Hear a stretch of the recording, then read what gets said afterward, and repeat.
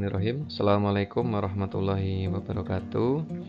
Rekan-rekan mahasiswa yang semoga dalam keadaan sehat dan dirahmati oleh Allah Subhanahu wa taala.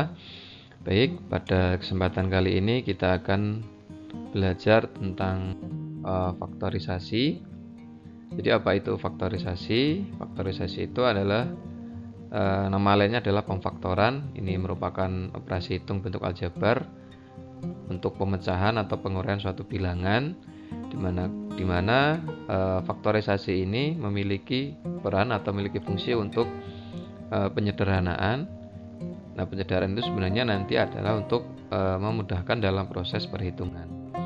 Kemudian faktorisasi itu ada yang pertama, yang paling sederhana adalah faktorisasi persekutuan besar. Ini hanya kita mengeluarkan faktor yang mungkin untuk 12 dan 12 dan 10 itu adalah, jadi untuk 12 dan 10 itu adalah 2. Ketika 2 kita keluarkan, maka 12 dibagi 2 sama dengan 6, kemudian 10 dibagi 2 sama dengan 5. Kemudian yang kedua ada faktor persekutuan atau dengan pengelompokan. Ini adalah dengan mengelompokkan. Kemudian faktorisasi penyataan kuadratik, ya, ada beberapa macam, ya. Dan selanjutnya ada faktorisasi polinomial kuartik. Ini yang lebih kompleks lagi, ya, dengan pangkat x yang lebih besar. Contoh, apabila ada suatu pernyataan kuadratrik, ya, ax kuadrat plus bx plus c, di mana a sama dengan 1, ini sebagai contoh. Maka untuk mencari faktor-faktornya kita tulis dulu A, B, dan C.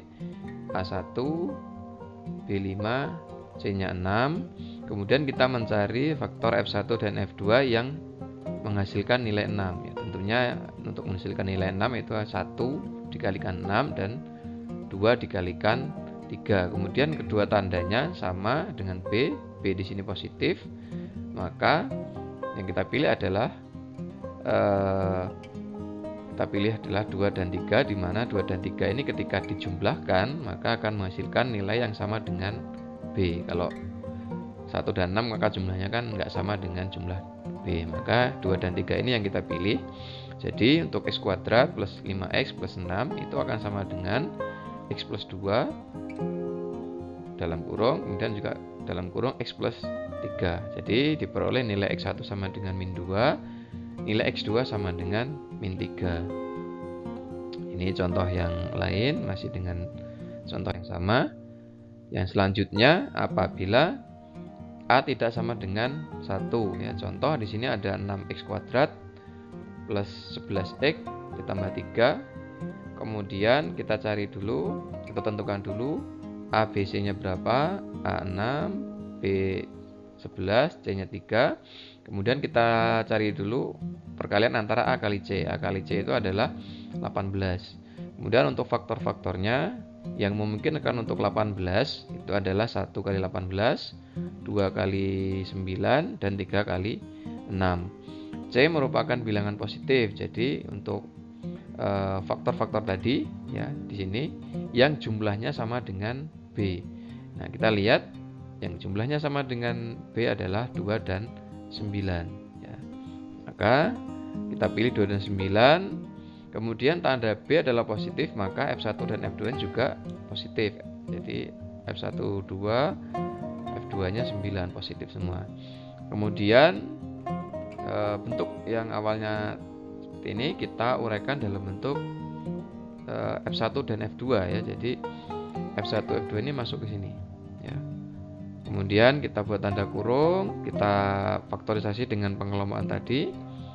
Kemudian diperoleh 3x tambah 1 dalam kurung 3x tambah 1, kemudian dikali dengan dalam kurung 2x tambah 3, sehingga diperoleh nilai x1 sama dengan min 1/3 dan nilai x2 sama dengan min 2/3. Selanjutnya pengujian faktor-faktor sederhana. Untuk pengujiannya apakah suatu persamaan atau pernyataan polinomial itu dapat difaktorkan atau tidak, maka di sini ada persamaan yang bisa digunakan, yaitu b kuadrat min 4ac. Jadi contoh 3x kuadrat min 4x tambah 5, A sama dengan 3, B min 4, C 5. Nah, kita masukkan ke dalam rumus ini, sehingga diperoleh nilai minus 44. Nah, 44 ini tidak ada faktor-faktor sederhananya. Kemudian contoh yang kedua ada 2x kuadrat ditambah 5x min 3. Kita masukkan, diperoleh minus 49, sehingga untuk kuadratnya 7 pangkat 2. Jadi ini dapat difaktorkan menggunakan faktor-faktor sederhana. Nah, kemudian bagaimana penyelesaian faktorisasi apabila persamaan ini tidak dapat difaktorkan dengan secara sederhana? Maka caranya adalah dengan penyelesaian dengan kuadrat.